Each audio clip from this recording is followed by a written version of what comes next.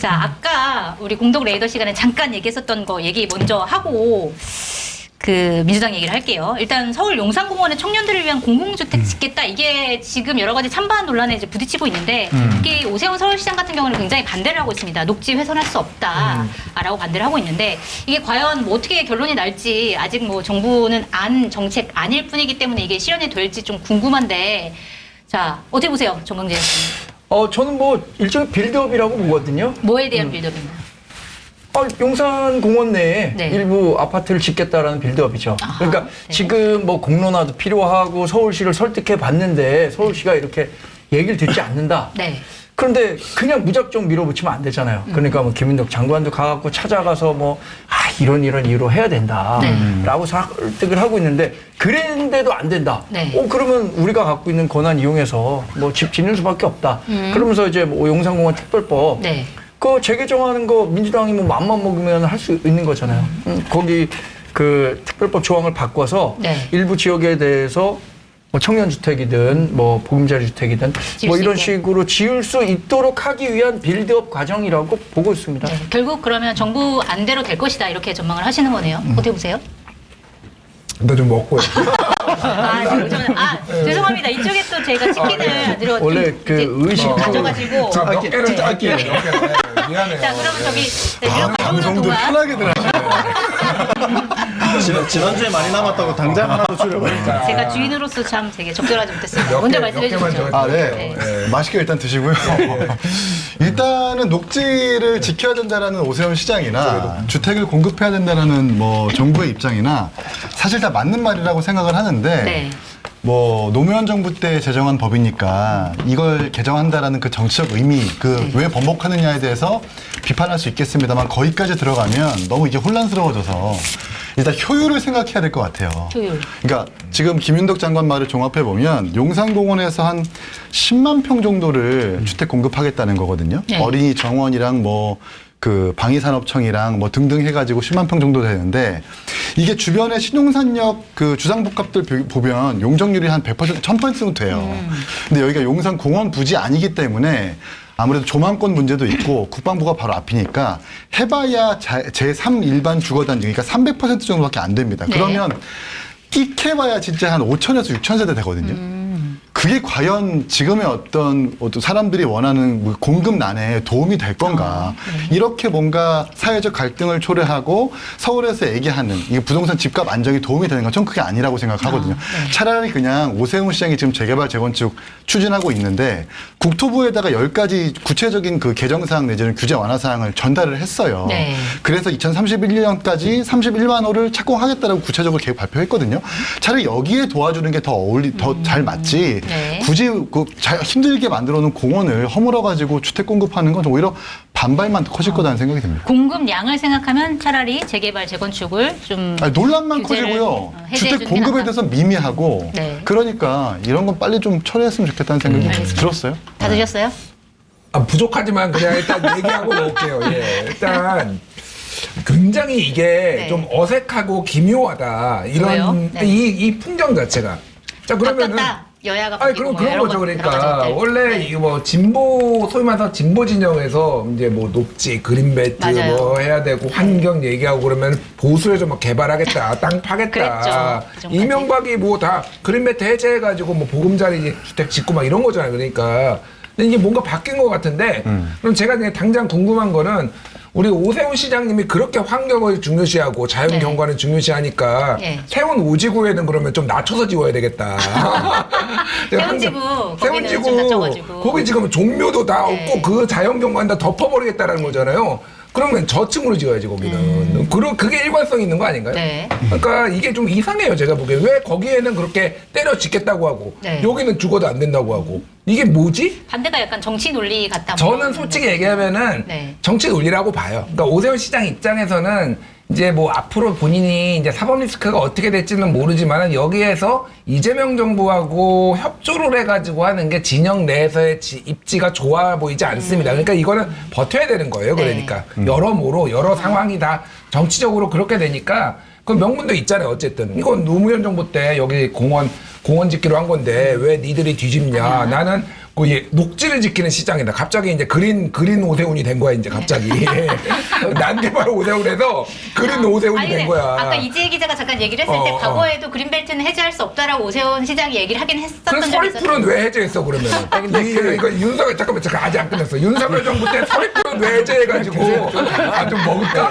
그럼 잠깐 드시는 시간에 제가 잠깐 얘기 좀 할게요. 짧게 하세요. 지금 아직 안 하신 분 얘기 좀. 왜냐면 세운상가하고 용산하고 네. 관통한 건 있어요. 왜냐하면 세운상가를 고밀도로 개발을 하는 이유는 네. 고밀도를 개발해야 지층에 이른바 건폐율이 낮아져서 그 녹지도 새로 만들 수 있고 네. 그렇다는 거예요. 고밀도 개발 안 하면 네. 이 1층에 있는 공간들 있잖아요. 더 넓어진다. 건물이 더 넓어질 수 그렇죠. 없다. 예, 그렇게 되기 때문에 근데 어쨌든 지금 뭐 정치적인 갈등 요인도 분명히 있는 거죠. 네. 이제 뭐 이 부동산 문제가 이재명 대통령이 굉장히 아킬레스건이 되고 있는데 뭐 이런 복합적인 요인은 있다고 생각하지만 그렇다고 하더라도 용산에 뭐 대규모 주택을 짓는 것에 대해서는 네. 이 공론화 한다 그랬잖아요. 네. 뭐 여론조사 전문가분도 오셨지만 장 선배 그걸 하면 과연 거기에 고밀도 개발을 한다거나 뭐 훼손시켜서 개발하는 것에 대해서 국민들이 찬성할까? 그런 의견도 안 나올 것 같은데요. 그러네. 어쨌든 오세훈 서울시장이 이번 일로 정부와 부딪히면서 존재감이 좀 커진 거는 맞는 것 같습니다. 어떻게 보세요? 이 발언 순서 기다리면 제일 난감한 게 그거잖아요. 이 말을 하고 있어야지 딱 준비했는데 앞에서 해버리면 순간적으로 다른 말을 하기도 어렵고 저도 사실은 훼손해서는 안 된다라는 개념으로 오세훈 시장이 접근을 하니까 네. 약간 좀 생뚱맞다 이런 생각이 좀 들었었어요. 아까 이야기했던 것처럼 세운상가 이런 걸 통해 가지고 역사적인 가치들을 훼손하는 부분들이 있었고 네. 그다음에 광화문에 사실 이렇게 밭으로총 세워가지고 자유의 그 공간들을 훼손하고 뭐 이런 여러 가지들이 이게 중첩되다가 갑자기 녹지 이걸 지켜야 된다고 나오니까 일면 내용적인 타당성에 대해서는 동의하지만 말하는 메신저의 의도에 대해서는 먼저 좀 의심이 좀 간다라는 생각이 좀 들고요. 두 분 다 의심하시고. 예, 근데 어쨌든 지금 부동산 해법이 그 모두가 네. 심지어 그 엄청난 싸움을 했던 전당대회에서 당 대표 후보들까지도 전부 다 공급 문제가 핵심이다라고 이야기할 정도로 네. 시민들에게 뭔가 공급에 대한 대책을 이게 드려야 되는 게 턱에 차 있는 상황이지 않습니까? 그래서 네. 땅이 별로 없는 상황에서 용산이 아까 말씀하셨던 것처럼 그게 얼마만큼의 해소의 효과가 있을지는 모르겠지만 공급에 대한 약속과 기대 심리를 주는 거는 어쨌든 정부 입장에서는 필요한 사안들인 거고 근데 중요한 건 문제는 뭐냐면 정책 신뢰도라는 게 결국은 꿈을 주는 것도 있지만 실행력을 담보해내지 못하면 신뢰도가 더 떨어져 버리는 것이기 때문에 정부는 이제 물러나기 어려운 상황이 돼버렸거든요. 그래서 오늘 김윤덕 그 장관이 만나시고 또 다음 주에 또 만난다고 하는데 네. 아무런 성과 없이 끝났더라고요. 오늘. 열심히 네. 최선을 다해가지고 협력을 이끌어내는 게 필요할 거고 오세훈 시장도 아까 말씀하셨던 것처럼 사법 리스크가 있는데 그 리스크를 돌파하는 데 있어가지고 갈등 국면의 주체가 되는 것이 유리할지 실제 시민들을 위한 성과를 만들어냄으로써 네. 그 긍정적인 포지션을 가지고 좀 좋은 환경들을 만드는 게 유리한 건지 잘 좀 생각을 하셔가지고 판단을 했으면 좋겠습니다. 알겠습니다. 지금 사실 정부가 이 뭐 용산공원 뭐 공공개발도 마찬가지지만 사실 83 부동산 세제 정책 발표 때문에 지지율이 굉장히 많이 떨어지고 있다 이런 분석이 나오고 있거든요. 하필이면 오늘 KSY가 조사 결과를 발표를 했습니다. 소개를 좀 해주시죠. 참 공정한 KSY 여론조사 기관이지만 앞자리가 3으로 안 떨어져서 얼마나 큰 다행인지 모르겠습니다. 공정하지 않은 예, 그렇죠. 그러게 제가 말입니다. 분위기 조심해 잘 주십시오. 적응 못해가지고 필요하면 조작이라도 할 것 같은 그런 짓이야 지금. 자, 바로 고쳐 이게 이렇게. 우리나라를 위해서 하는 말씀이다. 이렇게 얼마나 이해를 할게요. 객관적이면 이런 이야기까지 솔직하게 하겠습니까? KSY에서 18, 19일 양일간 조사를 했습니다. 원래는 17, 18을 해야 되는데 대체 휴일이 있었기 때문에 저희는 평일날 조사하는 걸 원칙으로 하기 때문에요. 그래서 오늘 발표를 했었고 1,001명 대상으로 18세 이상 ARS 자동 응답 방식으로 진행을 했습니다. 네. 자세한 내용은 열심히 홈페이지를 참고하셨으면 좋겠고요. 여기서 국정 운영 잘하고 있다가 42.8%, 잘 못하고 있다가 52.5%로 나왔습니다. 네. 잘하고 있다는 5.0% 하락했고 잘못하고 있다는 5.7% 상승했습니다. 그래서 저희가 정기조사를 시작한 지 한 2년 가까이 돼 가는데 역대 가장 지금 낮은 상황으로 나오고 있고요. 네. 근데 특히나 그 부정 여론이 서울 지역에 60.7%, 그리고 20대 61.4%, 30대 69.2%. 네. 이걸 보면 뭐 다른 모든 걸 다 떠나가지고 결국 부동산이 큰 역할을 차지했다라고 해석을 할 수밖에 없고요. 네. 하나만 더 말씀드리면 이번 저희 조사에서 8.13 부동산 대책에 대해서도 물었습니다. 그러니까 효과 없을 것이라는 응답이 51.8%, 네. 효과 있을 것이 25.4%, 서울의 경우에는 없을 것이다가 61.6%, 30대에서 72.0%가 부정적인 네. 반응입니다. 그러니까 저는 용산에서 또 이렇게 시급하게 국토부 장관이 대안을 제시하고 했던 게 네. 뭐 반드시 지지율을 관리하기 위해서라기보다 국민들의 마음을 얻어야 지지율이 올라가는 것이니까 필요한 부분들에 대해서 절박한 심정으로 대응을 하고 있는 것이다. 뭐 네. 그렇게 생각을 합니다. 알겠습니다. 그리고 오늘 KBS와의 조사 결과에서 또 굉장히 흥미로운 부분이 있었어요. 지금 이제 저희가 그 민주당 전당대회 결과 얘기를 하려고 하는데 요거 관련해가지고 김민석 신임 민주당 대표가 잘할 것이다 38%, 잘 못할 것이다가 44.0% 이렇게 나왔어요. 예. 이거는 무슨 의미일까요? 수치 자체로 보면은 되게 그 낮게 나온 걸로 보이지만 이게 네. 사실은 상황에 따라 좀 다르거든요. 그게 지금 같은 경우에 더불어민주당 지지가 42.5%인가 저희 이번 조사 결과에 나왔습니다. 42.1%인데 신임 당대표가 잘할 거다라는 게 33%. 근데 전당대회가 엄청나게 치열하게 지금 이루어진 상황에서 네. 바로 직후에 조사를 했었는데 이 정도가 나오고 민주당 지지층 내에서는 66% 정도가 잘할 거다라는 기대를 표하는 걸로 봐서 아하.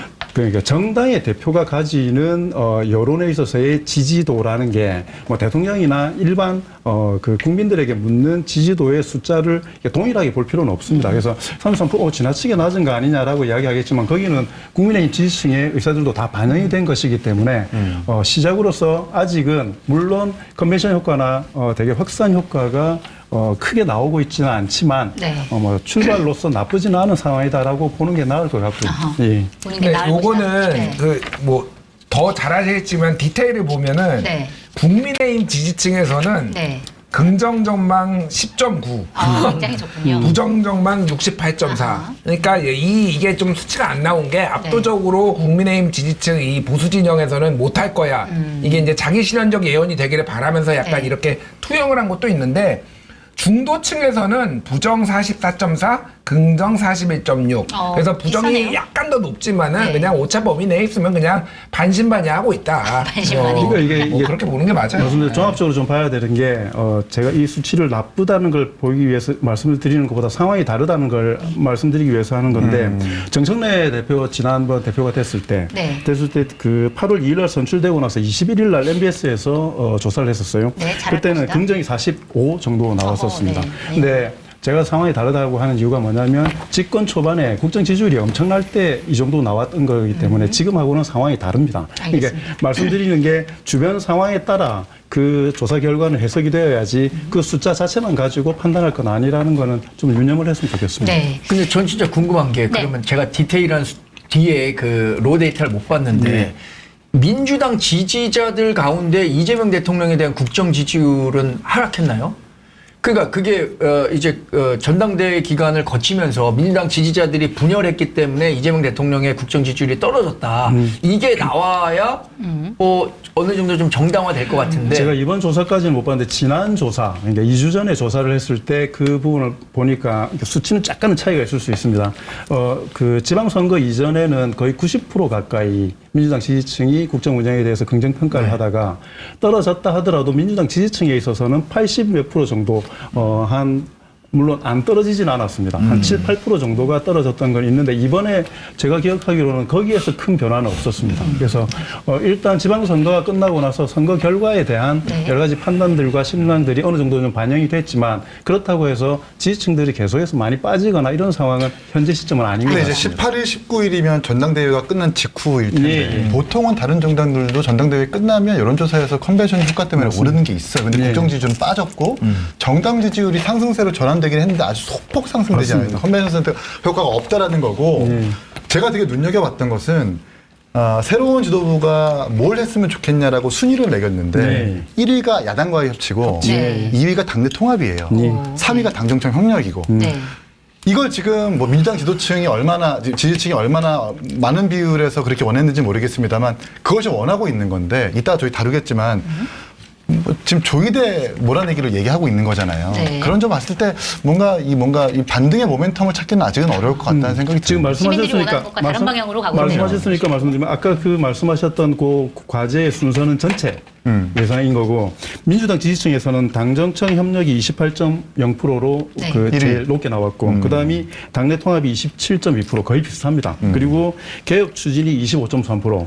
반면에 야당 협치가 10.8%가 나옵니다. 그러니까 이게 야당 협치를 원하는 건 야당들이 그러니까 김민석 대표 체제가 가져야 되면 우선순위, 세부적인 디테일한 우선순위도 있지만 저는 가장 큰 넘어야 될 과제는 이런 일반 국민들의 우선순위와 차이가 있는 지지층의 우선순위를 어떻게 결합해낼 것이냐 하는 문제가 제일 큰 과제인 것 같습니다. 이거를 보면은 지금 김민석 대표가 만약에 협치하면 그건 사쿠라지 이제. 왜 나를 실망시켜 이렇게 되는 건가요? 그러니까 큰일 바로 났네. 쫓겨나는 거야. 마이보험 상태를 객관적으로 체크해 공정한 평가와 합리적 대안을 제시하는 마이보험 체크는 보험 가입자의 이익을 최우선으로 각종 보험을 고객의 상황에 맞게 맞춤형으로 리모델링 해드립니다. 자, 5세대 실손보험 판매 시작됐습니다. 내 보험료가 얼마나 줄어드는지, 보장은 무엇이 달라지는지 마이보험 체크에서 실손 점검도 꼭 해보시기 바랍니다. 마이보험 체크 홈페이지는 한글로 마이보험체크.com으로 접속하시고 전화는 1800-7917입니다. 자, 지금 다들 드시고 계시죠? 홍삼 가격으로 만나는 산삼. 전설의 고려 산삼의 맥을 잇는 산양산삼 수출액 100%, 산삼 순백이 돌아왔습니다. 지리산 700고지 깊은 산속에서 직접 씨를 뿌려 키운 C종 산양산삼 수출액이고요. 한 박스 30병에 7년근 산양산삼 30뿌리 분량의 사포닌을 담았습니다. 품격 있는 건강선물 삼산순백. 구매는 더보기 링크를 누르거나 1666-1080으로 전화 문의하시면 됩니다. 자, 곧 추석이니까 산삼순백 선물하시면 좋겠습니다. 오늘은 또 부동산 정책에 많은 분들이 이제 관심이 많아가지고 한겨레 경제부에서 부동산 취재를 하는 이지혜 기자 나와주셨습니다. 안녕하세요. 안녕하세요. 한겨레 이지혜입니다. 네, 그래서 오늘 코너명은 이지혜의 부동산 레이더 이렇게 정했습니다. 일단 가장 핫 이슈가 이거예요. 이 서울에 있는 용산공원 부지에 청년들을 위한 공공주택을 짓겠다 이렇게 정부가 방안을 발표를 하면서 이게 과연 맞는 거냐. 오세훈 서울시장 같은 경우에는 그린벨트 절대 못 분다 이러면서 반대를 하고 있는데 이 정부안이 구체적으로 뭔지 좀 설명을 해주실 수 있으신가요? 네. 일단 용산의 그 미군 기지, 미군 반환 부지라는 게 네. 엄청 커다란 덩어리가 하나가 있고 네. 그걸 본체 부지라고 하고요. 그 옆에 뭐 조그만 뭐 유엔사랄지 캠프킴이랄지 이런 조그만 부지들이 붙어 있어요. 네, 지금 그래픽으로 나오고 있습니다. 네. 그걸 산재부지라고 합니다. 근데 그 산재부지에는 주택 공급을 하겠다는 얘기가 그동안 꾸준히 있어 왔는데 본체 부지를 건드릴 생각을 해본 사람은 아직까지는 없었던 거죠. 지금 나오는 게 본체 부지군요. 네, 그러면. 근데 이제 김윤덕 장관이 이 본체 부지 안에서도 네. 주택 공급이 가능한 곳을 한번 찾아보겠다라는 이야기를 하면서 굉장히 이제 논란이 되고 있는 상황입니다. 네. 이게 논란이 되고 있으니까 국토부 장관이 어제 이렇게 얘기를 했어요. 이게 녹지, 그러니까 이제 풀이 자라고 뭐 나무가 자라는 곳에 우리가 집을 짓겠다는 게 아니라 지금 장교 숙소, 군인 아파트, 그 다음에 이제 옛날 방위사업청 그 건물, 거기는 원래 녹지가 아니었기 때문에 여기를 개발해가지고 짓겠다, 뭐 이렇게 얘기를 했는데, 그러니까 사실 뭐 녹지를 없애지 않겠다라고 얘기했지만 그 부지 자체도 그린벨트 안에 들어가 있기 때문에 이게 뭐 법도 바꿔야 되고 여러 가지 이제 문제가 있더라고요. 그리고 제가 궁금한 거는 사실은 이 부지가 굉장히 토양 오염이 심각하다 이런 얘기가 있잖아요. 이거는 좀 어떻게 해결을 하려고 하는 건가요? 일단 그 첫 번째로 네. 용산공원은 그린벨트는 아닙니다. 그린벨트 아니에요? 네, 근데 용산공원 그러면- 특별법이 따로 있어서 네, 네. 거기에 집을 지을 수 없게 되어 있는 상태고요. 그렇군요. 네, 그 토양 정화는 네. 하나의 엄청 커다란 과제인데요. 이게 시간도 시간이고 비용도 비용이고 굉장히 좀 허들이 큰 난관인 것 같더라고요. 네. 일단 그 원주에 캠프롱이라는 곳이 있는데 거기가 약 33만 제곱미터 정도 되는 거. 네. 그게 용산공원 전체 한 10분의 1 정도 되는데 네. 거기를 정화하는데 5년이 걸렸다고 하더라고요. 그랬어요? 네. 그러니까 그렇게 치면 지금 여기에 지금 주택을 짓겠다고 하는 부지의 면적이 정확히 어떻게 되는지 밝히진 않았지만 정부가 네, 네. 여기에 정화 작업을 하고 착공을 해서 준공을 할 때까지 얼마나 오래 걸리겠는가. 네. 이 현실성에 대한 얘기도 좀 나오고 있는 상황입니다. 그런 문제도 있겠군요. 그래서 사실은 거기에 사는 사람들이 제대로 정화가 안 되면 또 불안한 마음도 있을 거고 여러 가지 좀 문제점이 있을 수도 있겠다 이런 생각이 좀 드네요. 그리고 이제 오세훈 서울시장이 굉장히 반대를 하고 있습니다. 서울 시내에 이렇게 용산만한 넓은 부지의 녹지가 그렇게 흔하지가 않은데 이거를 없애고 뭔가 주택을 개발하는 건 안 된다. 나는 반대다라고 얘기를 하고 있고 차라리 그러지 말고 재개발 재건축 규제를 완화해서 원래 있던 자리에 조금 더 많이 세울 수 있게 해달라 뭐 이렇게 지금 주장을 하고 있는 상황이에요. 그래서 이거에 대해서 김윤덕 장관이 오늘 이제 오세훈 서울시장 만나가지고 좀 잘 얘기를 해보겠다 했는데 어떻게 됐나요? 얘기가 잘 됐나요? 아니요. 오늘 김윤덕 장관이 들어오자마자 한 얘기가 네. 드릴 말씀이 없을 것 같습니다 였어요. 그래요? 아무런 합의를 보지 못했고 입장 차만 확인을 했다. 네. 그리고 다음 주에 다시 만나겠다라고 한 상황입니다. 네. 근데 뭐 이재 기자가 생각하기에 오세훈 시장이 주장하는 재개발 재건축 규제를 풀어달라. 이거는 어떤 방향인 거고 어떤 뭐 문제점이 있나요? 아니면 장단점이 뭐죠?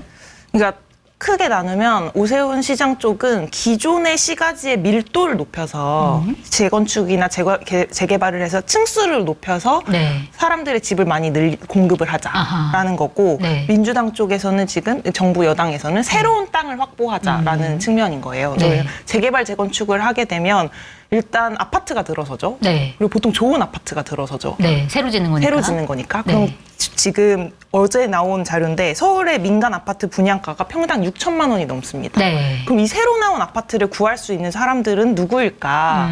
결국엔 돈 있는 사람들이다. 네. 라는 측면에서 이제 그 정책의 타겟층이 달라지는 것 같아요. 그래서 네. 오세훈 시장의 경우는 일단 아파트를 지어서 고밀로 개발을 하는 게 맞다고 생각을 하는 거고 기존 네. 시가지를. 민주당에서는 새로운 땅을 찾아서 공공 임대주택 같은 걸 지어서 좀 더 뭐 서민층이랄까 네. 아니면 청년층에게 제공을 하고 싶은 거죠. 그러니까 아파트를 지으면 거기에 이제 돈 있는 사람만 들어오는데 재개발을 하면 여기는 딱 그 정말 우리 조건에 맞는 조금 어떻게 보면은 서울에서 집 사기 어려운 사람들을 위한 공간을 만들어주자라는 게 정부 아니다 이렇게 그렇죠. 보면 되겠군요. 자, 그런데 그러니까 사실은 이제 오세훈 서울시장이 얘기하는 녹지 필요하지 않냐, 뭐 그린벨트 지켜야 된다 이런 식으로 주장을 하는 게 사실은 민주 진보 진영의 아젠다였습니다. 그런데 지금은 약간 뒤바뀌었어요. 그래서 사실 지금 녹색연합 같은 환경단체도 반대하고 있거든요. 용산 부지에 공공주택이라고 하더라도 이거 지으면 안 된다, 백지화해야 된다 이렇게 주장을 하고 있는데 이건 좀 모순적인 거 아닌가 이런 생각이 들기도 하는데 어떻게 보세요? 그렇게 느껴질 수도 있을 것 같아요. 네. 왜냐하면 2008년에 이명박 정부에서 그 보금자리 주택을 만들겠다고 150만 호를 만들겠다고 그린벨트를 푼 적이 있었거든요. 네. 근데 그때 한나라당에서는 찬성을 했고 당시 통합민주당에서는 반대를 했습니다. 그랬군요. 그리고 네. 그때도 서울시장은 오세훈 시장이었고요. 그래요? 네. 오세훈 시장은 반대하시긴 했어요. 그래요? 그래도 일관성은 있네요. 하지만 굉장히 강도 낮은 반대를 반대였나요? 하려고 했기 때문에 강도가 낮아요. 결국에는 해제가 됐죠, 그 당시에. 그렇군요. 그러니까 그런 상태로 이렇게 왔는데 지금에 와서는 이제 청년층의 표심도 굉장히 중요해졌고 서울 집값이 진짜 오를 대로 올라서 네. 이게 너무 커다란 사회 문제가 되었기 때문에 주택 공급이라는 것이 이제는 그 어떤 정치의 유불리를 결정하는 수준에 이르는 거죠. 그러면서 이제 민주당에서는 어쨌거나 미래 세대를 위한 주택 공급을 최우선으로 하겠다. 네. 환경 당연히 중요하지만 네. 이 전체 공원을 취지를 흐트리지 않는 선에서는 주택 공급을 하고 싶다라는 네. 취지를 밝히고 있는 겁니다. 그러니까 사실 그 청년들을 위한 임대주택이라고 하는 게 굉장히 필요해 보이긴 합니다.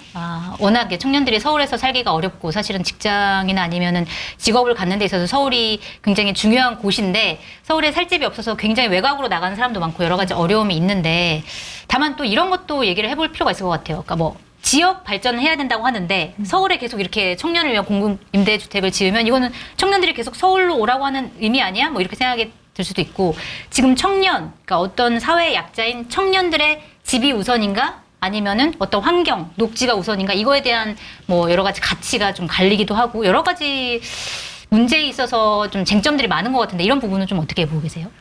그래서 저도 딱 명확하게 입장을 정하기 굉장히 어려운 상황인 것 같아요. 그래서 네. 마치 이게 어떻게 느껴지냐면 환경 이야기를 할 때에는 우리 미래 후손 세대의 어떤 기후 위기에서 그들을 좀 보호하기 위한 그런 가치가 하나 네. 있고 어제 오세훈 서울시장도 그렇게 얘기하더라고요. 그렇죠. 미래 세대 이야기를. 이런 죄를 지으면 안 된다 네. 이렇게 얘기를 하더라고요. 그리고 현 세대의 어떤 주택난으로 인한 고통이 있고 네. 이 둘 사이에 고통 대결을 하는 것 같은 느낌까지 그렇구나. 좀 드는 거예요. 미래 세대와 현 세대의 고통 대결이다. 그런 느낌이 네. 좀 들어서 어느 편을 들기가 참 어려운데 뭐 지금 현 세대를 살고 있는 주택난을 겪고 있는 청년으로서는 네. 뭐 집을 조금만 지으면 안 되나? 라는 생각이 들더라고요. 그렇군요. 지금 이제 30대 네.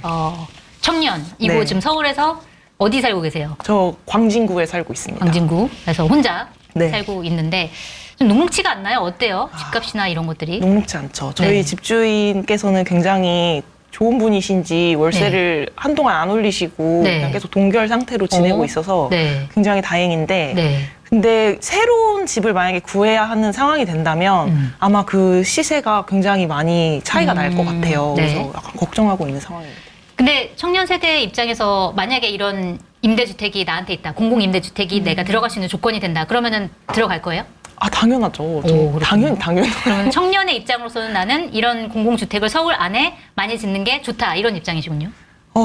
제가 부동산 취재를 하다 보니까 이 문제를 네. 너무 커다랗게 받아들여서 그러는 건지 모르겠지만 정말 주택 문제가 심각하고 특히 청년들의 경우 지방에서 올라온 청년들은 더더 말할 것도 없고요. 네. 이게 너무 심각하다 보니까 조금은 헐어도 되지 않을까라는 생각으로 점점 가는 것 같아요. 조금 더 공급이 많았으면 좋겠다. 네, 그래서 부동산 취재하는 젊은 기자들끼리는 네. 서울에서 뭐든지 좀 한 번 옮겨보자.